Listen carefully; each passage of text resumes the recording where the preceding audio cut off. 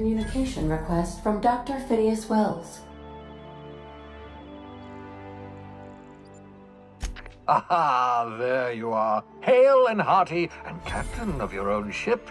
I see you're putting the unreliable to good use. Shame about her former captain, horrible way to die.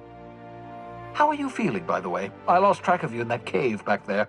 Experiencing any, unnatural drippage? Perfectly normal side effect of thawing, I assure you.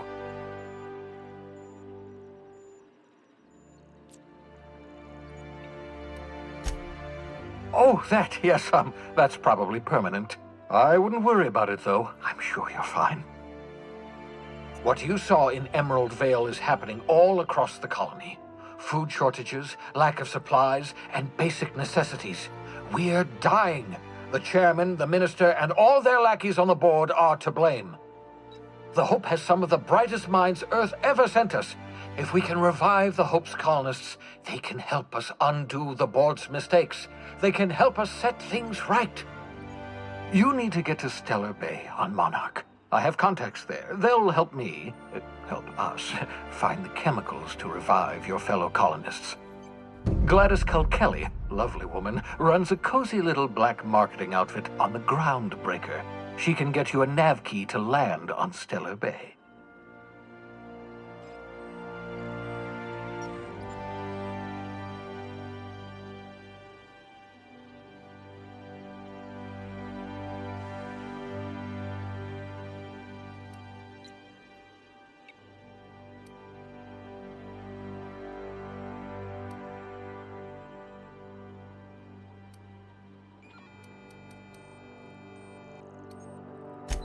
Strictly speaking, Monarch is a moon, terraformed badly, and almost completely lawless. You'll love it. Captains don't fly their own ships, you see. Your navigation terminal handles the, navigation. Think of a nav key as a set of flight instructions. The board's been confiscating nav keys for Stellar Bay, so we must rely on unconventional means of acquisition. Hence, Miss Gladys Kelly.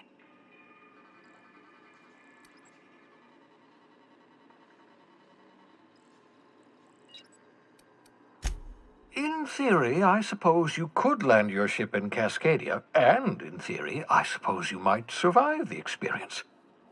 Cascadia is utterly seething with dangerous, highly aggressive creatures, more than capable of tearing you limb from limb. You'd have to be a lunatic to land in Cascadia, and I'm reasonably certain I tested your brain for incipient signs of insanity. Trust me, talk to Gladys Kelly. Gladys and I have been doing business for years. Her smuggling credentials are unimpeachable. If anyone can get you a key to Monarch, it's her.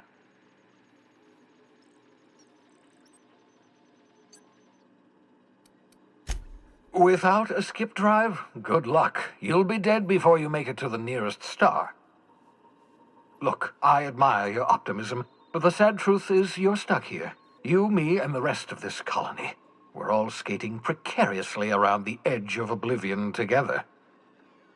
None of us are leaving Halcyon alive, so we may as well make it a better place, and we can start by reviving the Hope.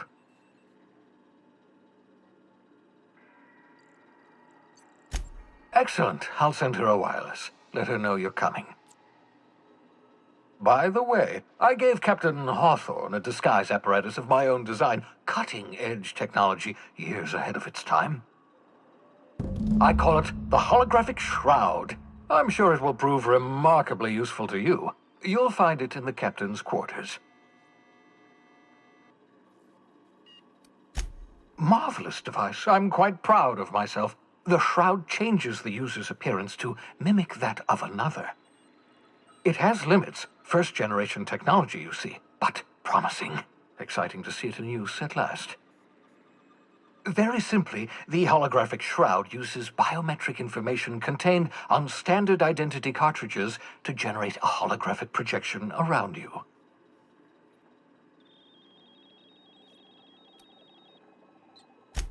Only stands up to a casual scrutiny. Use it too long, bound to flicker, blur, something like that.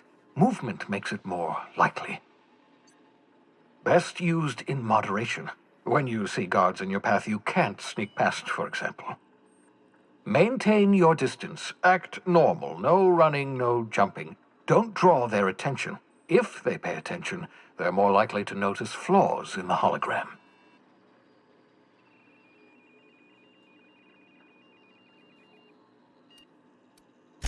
A change of clothes. What is this? Some old spy serial? What inattentive and brainless guard would be fooled by such a shabby disguise?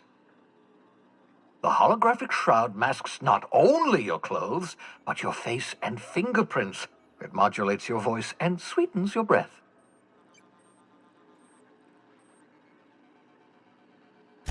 Science, that's how. The beauty is they don't expect it. The shroud is the only one of its kind. We humans have a tendency to overlook the unexpected. Activate the disguise, walk past someone. What do they see? A figure dressed like a fellow employee. Don't act odd. They won't focus on you. Excellent. I'll contact you once you've found a way to get to Stellar Bay.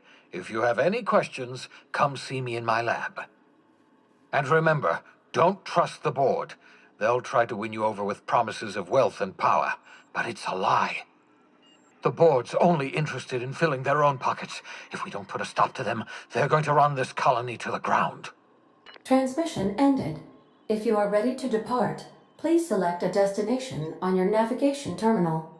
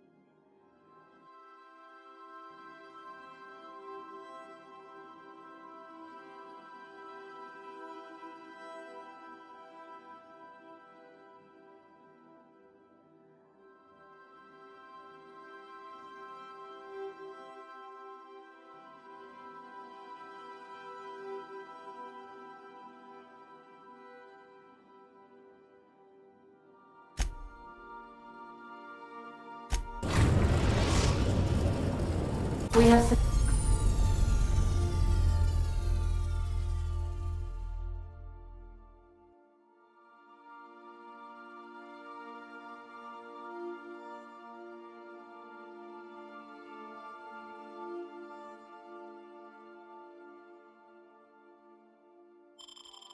successfully arrived at Phineas's orbital lab, Captain, and we are still in one piece.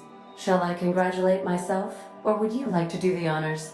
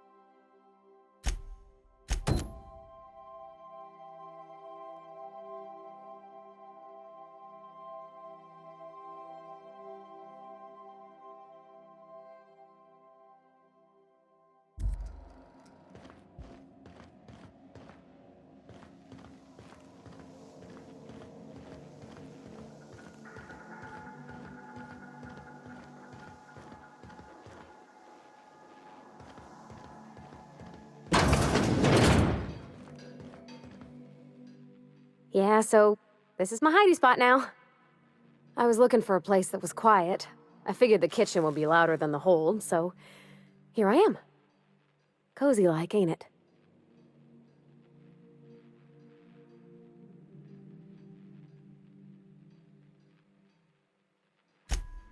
Mostly, yeah. I lived in the maintenance office near all my life. Mr. Thompson never let me forget how funny that was. He meant funny as in odd. It's not normal for anyone to do as their parents. You take a vocational test. That decides your schooling and your career.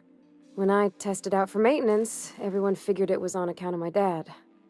They were real unhappy with us.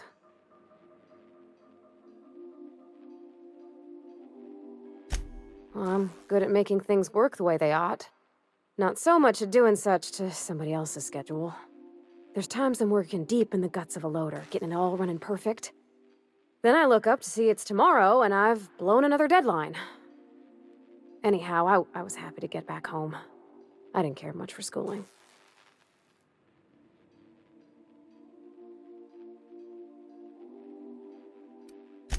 Oh, there were a whole lot of reading, not nearly enough doing. Like, before they'd issue you a wrench, they wanted an essay on the design of different wrenches. Then there'd be quizzes on company regulations for storage and maintenance of wrenches.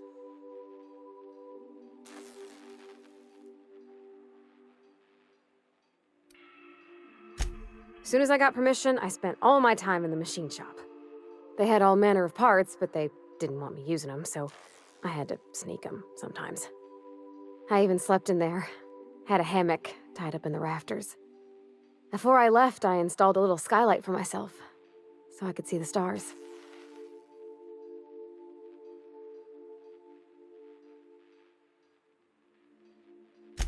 When an engine came in, I'd strip it down and rebuild it. I mostly built for myself. Custom tools, little mechanical critters to talk to.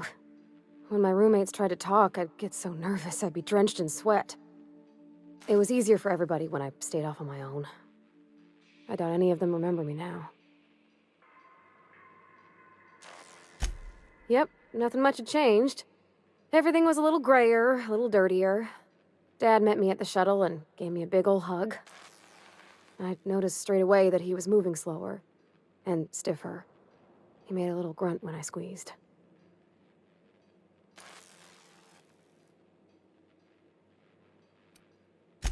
Oh, I miss him, sure enough, but he's a fond memory. I was right beside him when he passed, holding his hand. Talking about him makes me smile. Dad never said that he loved me, you know? I knew on account of him showing it. How he'd stay up late to help with my projects or listen to my fretting. Oh gosh, look at the time. Sorry to bend your ears so long. And I got so much to do before this ship's in decent shape.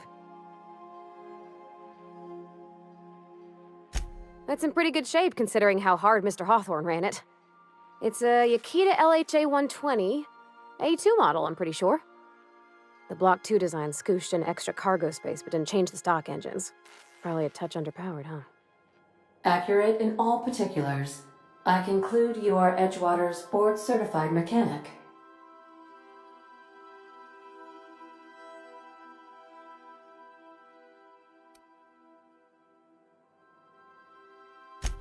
Fly-by-wire's pretty normal. Or leastways, that's what I read in the trades. I've never been on a real ship before. Hello! I am not a board-certified mechanic, but my dad was. He taught me all he knew. Do you understand? Speech recognition is one of the many skills I have been programmed to simulate. You're not simulating it, you're doing it! I asked a question and you answered it. I am gratified you consider this facsimile convincing.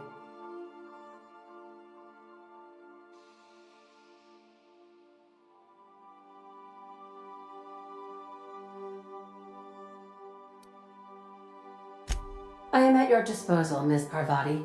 You will find the technical schematics in the engineer's locker, though I'm afraid Captain Hawthorne has lost the owner's manual. I don't see any holes in the hull. I'll take a good squint at her, make sure everything's tip-top. but I think we're cooking with plasma torches.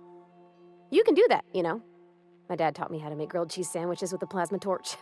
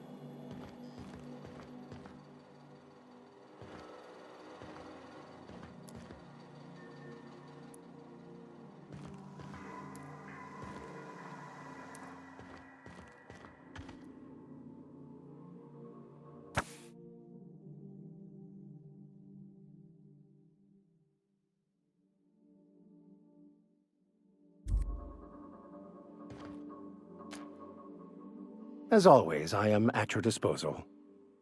Something vexing you, Captain?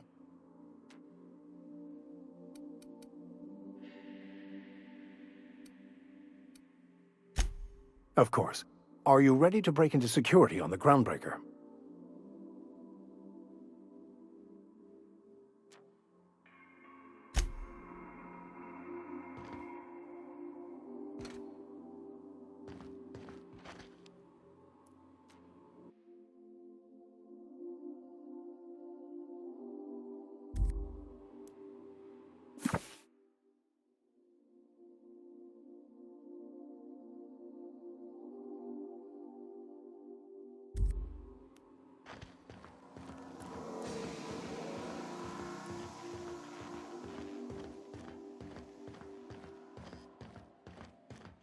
Make yourself at home, Captain.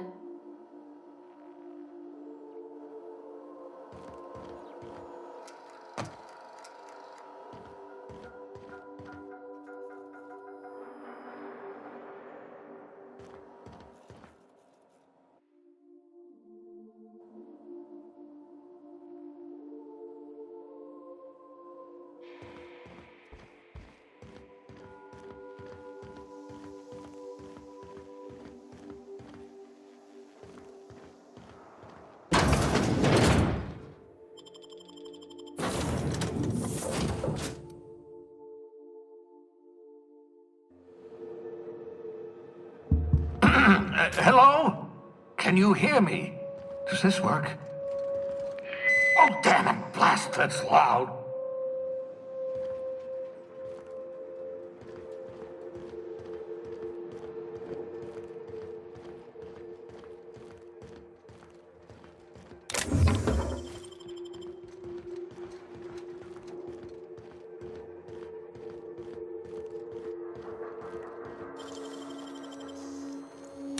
Wish I could do that.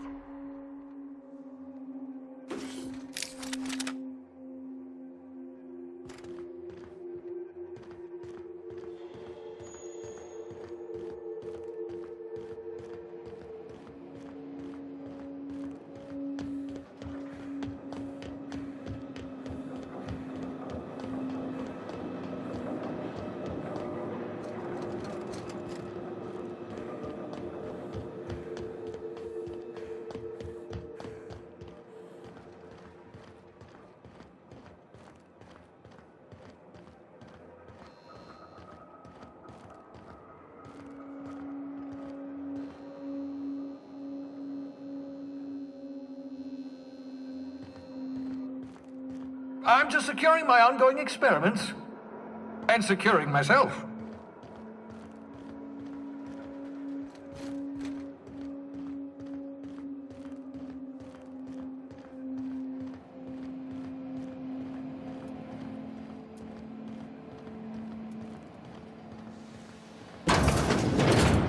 Mind the mess. I haven't had a visitor since... in fact, I've never had a visitor.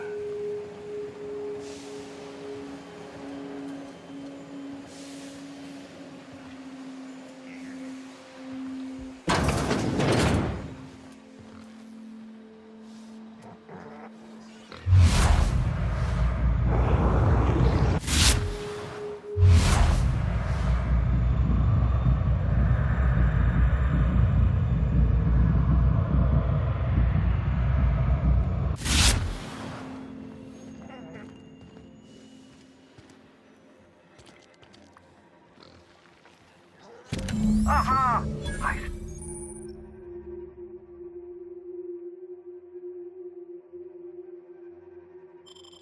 See, you found my portable molecular compression.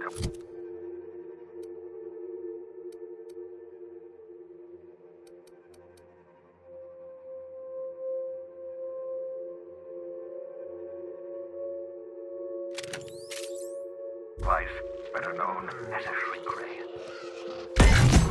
Target down into a manageable size, whereupon you may commence beating them to a pulp. Feel free to try it on a marauder sometime.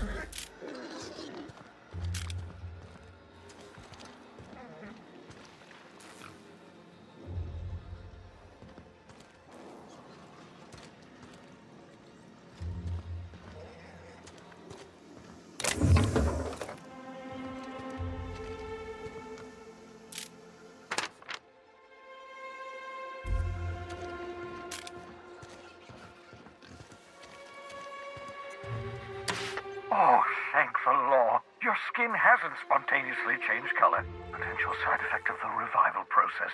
Very rare, but you'll never know. Right. Welcome to my little habitation, such as it is. I've got caffeinoids, cysty bits, if you're into that sort of thing. So, welcome. Make yourself at home. My secret hideout is your secret hideout.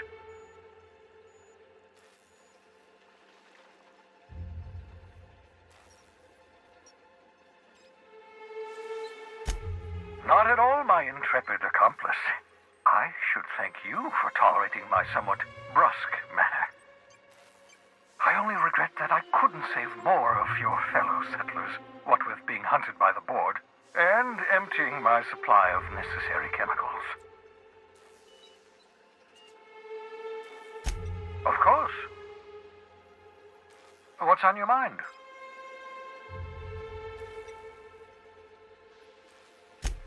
Oh, it's not you. I do experiments in that room. Some of them get quite scientific. The unexpected is to be treasured, but from a safe distance. Regardless, it's quite comfortable in here, you know. I have my beans, have my caffeinoids, plenty of toilet paper. Absolutely. Let's talk.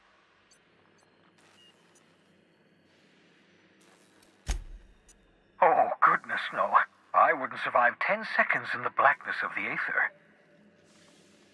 Well, no, I imagine I'd last at least 12 seconds before I'd lose consciousness and die of hypoxia.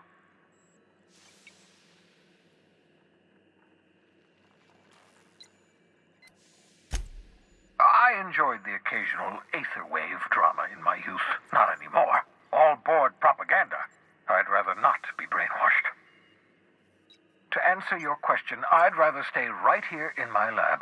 There's too much work to be done. The Hope's colonists won't revive themselves, you know.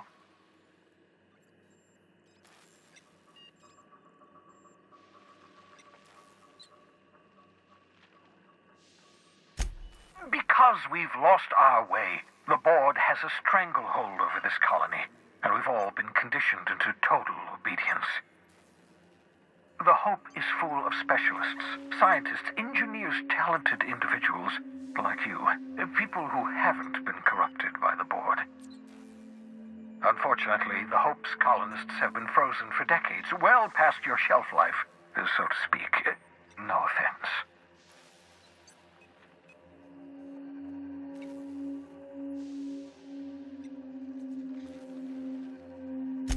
Ah, you begin to perceive the truth. Yes, according to the board and their narrow-minded scientists, you should be a pile of organic sludge right now. 10 years. That's how long the average human can remain in hibernation. You were frozen for decades. In theory, you never should have survived the revival process. But the conventional theories are wrong. You're living proof that it can be done. There's yet hope for the Hope. Get it?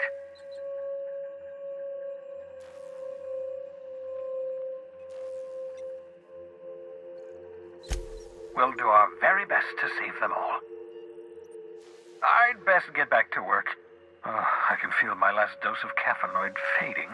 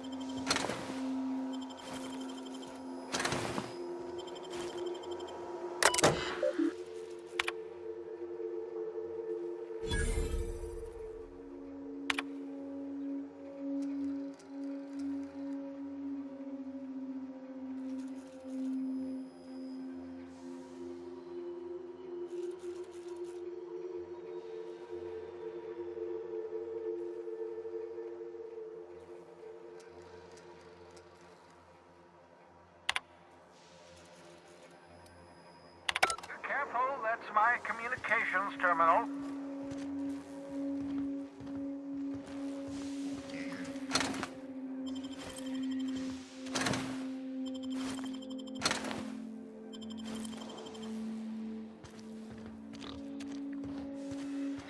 I hope you're not thinking of ingratiating yourself with the board. Chairman Rockwell and his cronies are not your friends.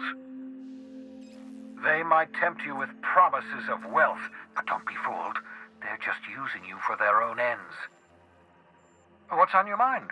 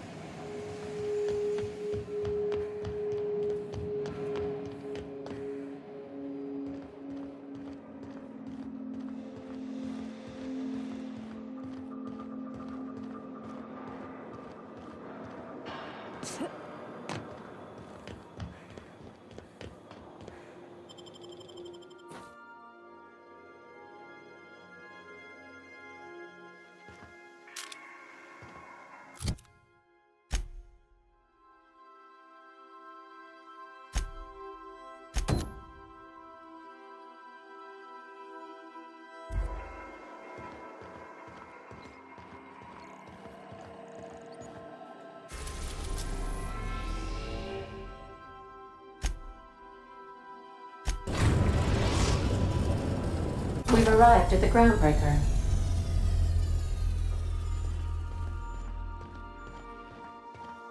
Hey, Cap. Can we talk? Hey, Captain. I heard that Groundbreaker's got a real good engineer. A lady named Junlei Tennyson?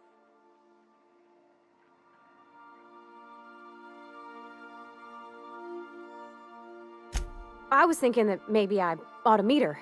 If you got time to swing us by, I mean. I don't got much experience fixing actual spaceships.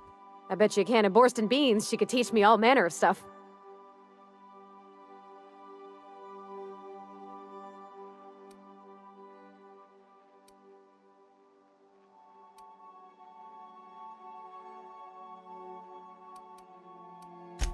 Thanks, Captain. I'll be sure to make it worth your time. Did you want to talk about something else?